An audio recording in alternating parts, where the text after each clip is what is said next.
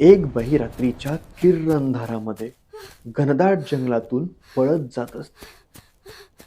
धावत धावत जाते, डोळ्यातले अश्रू पुसते आणि जंगलाच्या पलीकडे असलेल्या गावकऱ्यांना गोळा करते. रडत रडत त्यांना सांगते की त्या जंगलामध्ये माझं लेकरू हरवलंय, त्याला शोधून आणा. गावकरी जंगलामध्ये जातात, सगळीकडे लहान बाळाला शोधतात, पण लहान बाळ कुठेही सापडत नाही. ते तिच्याकडे येतात, तिला सांगतात की कदाचित तुझं बाळ हिंस्र श्वापदांनी खाल्लं असेल, आता तुझं बाळ तुला कधीही मिळणार नाही. ती अबला स्त्री स्वतःचं डोकं दगडावरती आपटून घेते आणि शपथ घेते की जोपर्यंत माझं बाळ माझ्या समोर उभं राहत नाही, तोपर्यंत मी माझ्या रक्तानं माझा मळवट लाल करत राहील.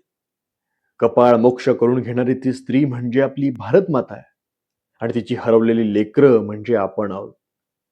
त्यामुळे आता वेळ आली आहे जाग होऊन तिच्याकडे परत जाण्याची आणि सांगण्याची की आई नाही, मी मेलेलो नाहीये, मी जिवंत आहे. आणि आपल्या आईच्या चरणी स्वतःला वाहून दिलं पाहिजे. या भारतमातेच्या चरणी स्वतःला अर्पण करायचं असेल तर त्याचं माध्यम एकच, श्री दुर्गा माता दौड.